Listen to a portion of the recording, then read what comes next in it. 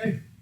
Hello class, my name is Kamran Bigdely, and I'm sure you know me because we have been together for more than 2 months. Today we want to learn switch statement. First we learn what is switch statement, why we're using switch statement, and how we are going to use it, how to implement it. Also we learn how to avoid common mistakes. First we start the class by very brief explanation of switch statement. Then I show you program that shows the difficulty of writing code in some situation when we are not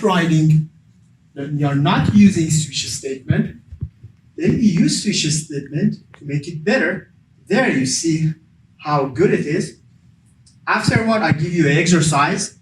We solve it together, and then we recap what we learned. Good. So, what is switch statement? Switch statement is a selection statement. Is a conditional statement. Wait a minute. What I just said? I said something. Switch statement is a conditional statement. Does it ring a bell for you? What do we have? If, yes. So if is a conditional statement and switch is a conditional statement. So you might say, okay, what is the difference? What is that? We'll know shortly. So switch, like if else, is a conditional statement, but it's a little bit different. It's used in different scenarios. But before diving into its details and how to use it, how to do that, I want to show you what's the problem if you don't use switch statement. We have a difficulty, a hassle of not using switch statement in a specific situation. And this is one of those scenarios. Okay, here we have a restaurant, sushi restaurant. Cool name, yeah?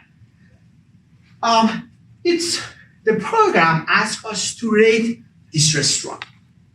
It's like, Google Maps that you go and it asks you, okay, you ate at this restaurant, so do you like it? So you give it 1 star, 2 star, 3 star, 4 star, 5 stars. The same here. We have the first lines. We are asking about the user to enter a number between 1 and 5, 1 to 5 including. Make the font bigger for you. Okay. Here, how many stars you will give to sushi restaurant? Please enter a number between 1 to 5 including. We get a number. Then we use if-else statement here. If rating is 1, I hate it. It actually means in Google Maps, it's like that. And then we say, if rating is 2, I dislike it. If rating is 3, it's okay. Rating 4, it's okay. And down there, we do it for 5. So, as a programmer, what's the hassle here? What's the pain? What's the difficulty we have here in running this software, this program? It's a little program, but you see something that's not elegant. It's redundant. Good job. So what else? Why is redundant? Why?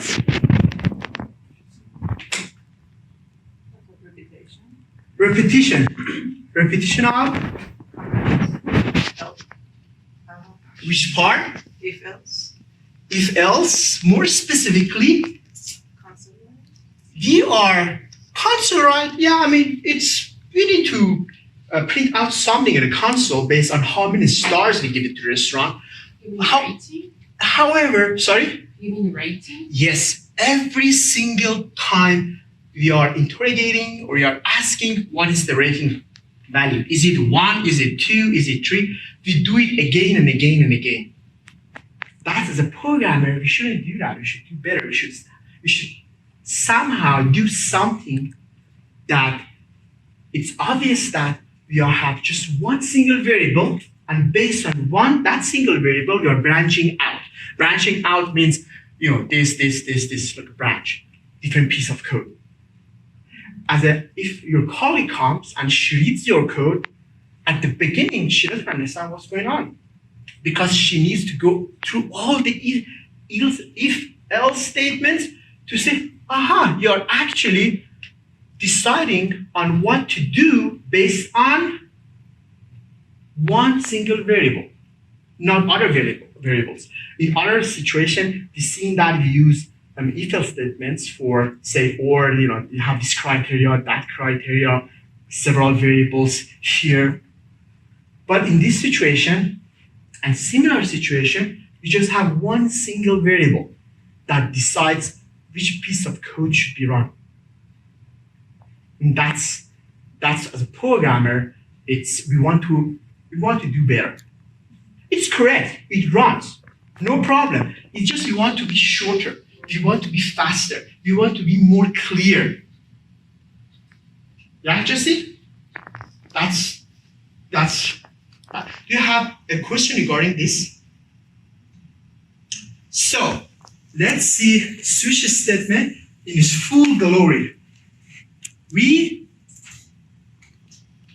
I have written the same program, but now exactly the same program, but now I'm using switch statement there. The first few lines are copy and paste, completely the same. I removed all if-else statement and I replaced it with switch. That switch statement, we put switch, we put the name of variable, and we have cases, case 1, case 2, case 3, case 4. And at the end, down there, we have the default and break, and that's it. How to read this switch block as a programmer when you get to this piece of code. You read it like that. That's very important, guys. So, switch based on this value to one of these cases. So if rating is 2, what would happen? It goes where? Barbara? Case 2, exactly. If rating is 5, say I love the restaurants, it was tasty, people were nice, it goes to case 5. Yes, that's right. So that's how it works. It's obvious. You have one single variable and it decides which piece of code this, or which one of them should run. Let's look more into this program.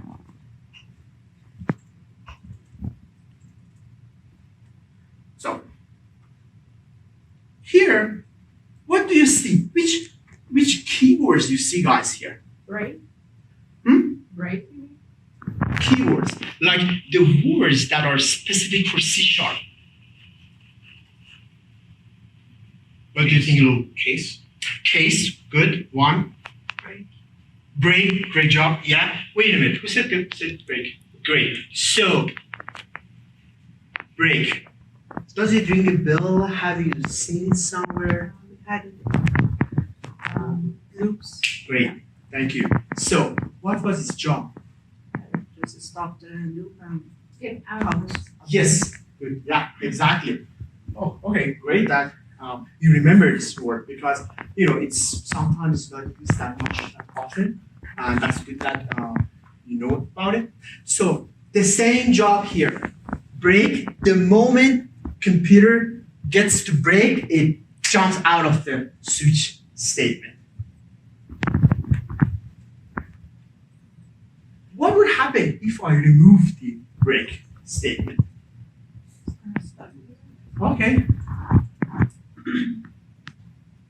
One answer.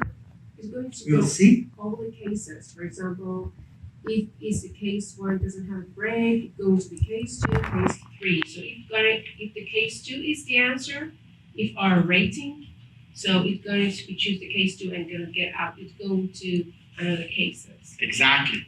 But with a caveat. Let's first, what would happen if I just remove, break, nothing else. So we have case 1 here. I commented, it means computer doesn't see it. What happened? Error. An error. See what's going on here. We hover our mouse, and I should always do as a programmer to see what's going on. Control cannot fall through from one case label to another. It cannot go from here to here. But why?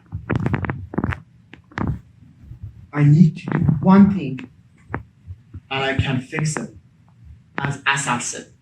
So what you said was correct and is correct, except provided that we do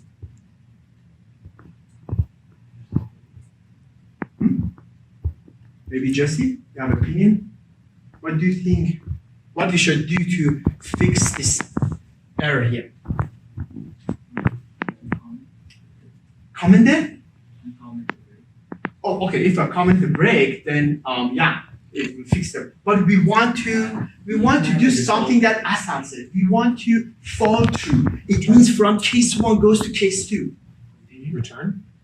Return jumps out of the whole thing, the Continue. entire program. Continue. But that's good. Continue won't work here. We have to use an ifs. We can use it if we need it, but if we had other criteria, but we don't have any other criteria. So it's specific to C#.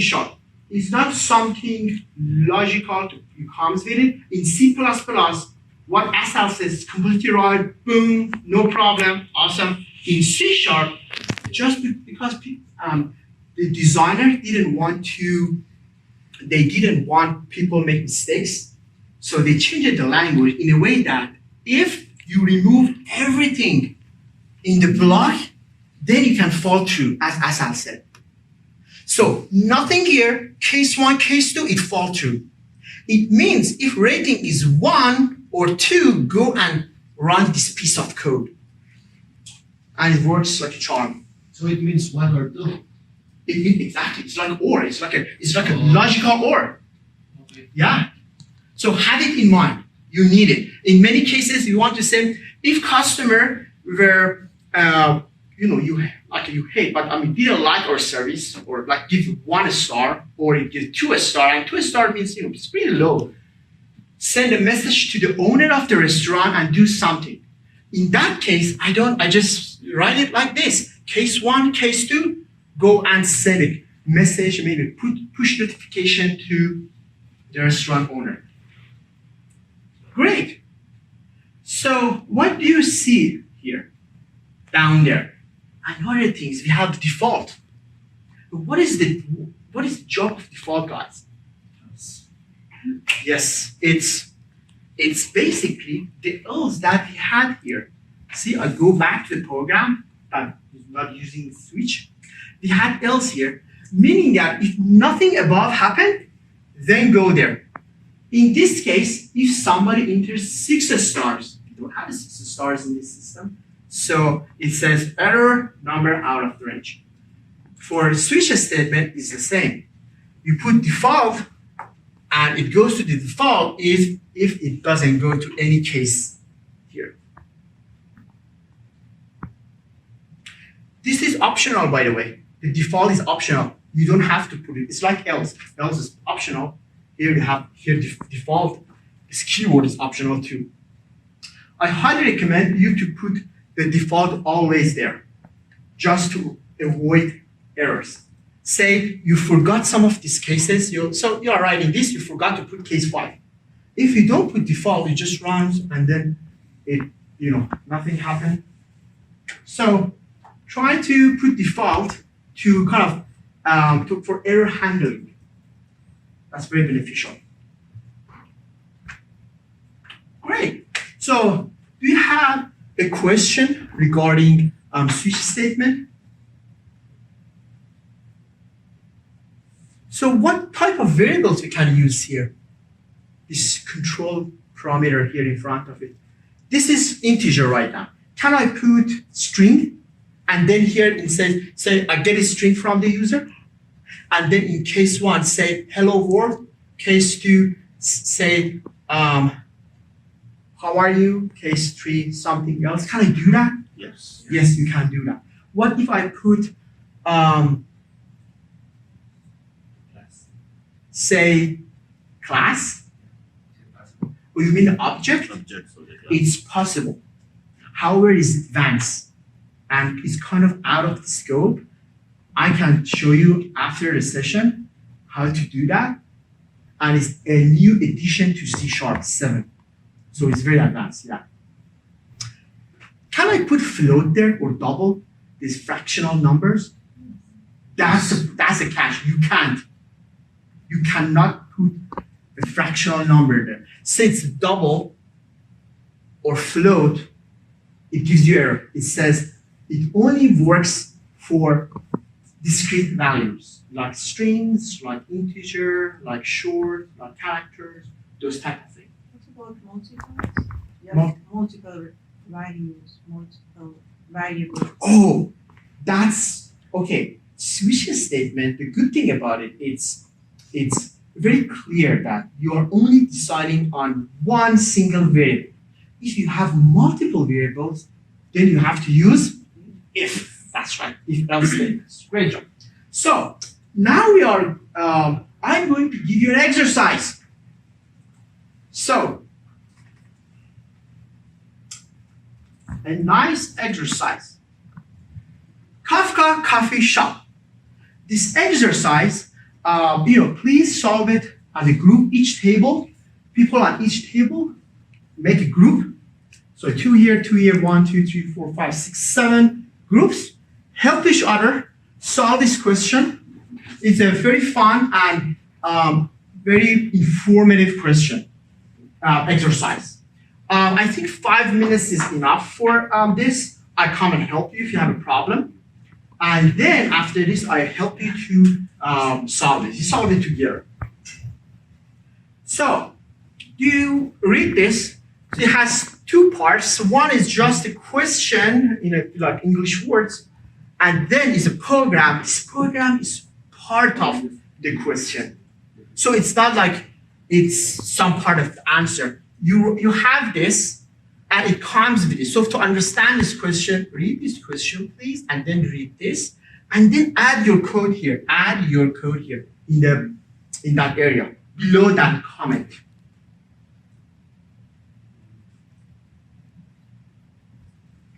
Okay, good. I come to help you see what's going on. Yeah, exactly. Yeah, you got where actually the problem is. The difficult part was there. The fall through. So please guys, have the attention.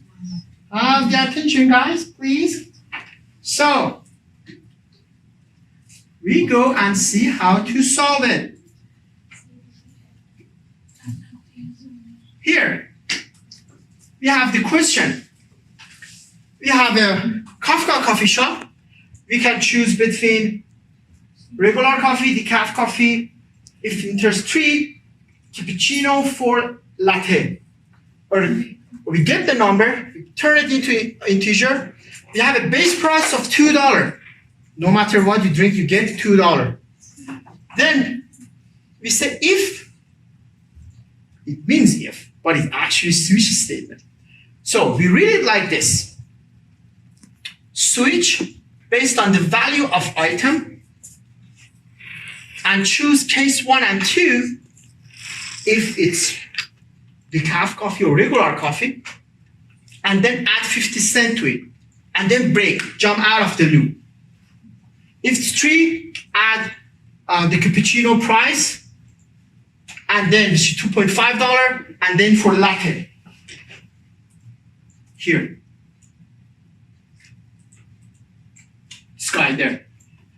If the user enters 20, you don't have 20, you have 4 items. 1 to 4, including, so which we print out number out of range. And then we print out the price of the drink. the important part of this question was this section, the fall through one, which happens if the player or the user enters 1 or 2. Right, guys, do you have questions for here?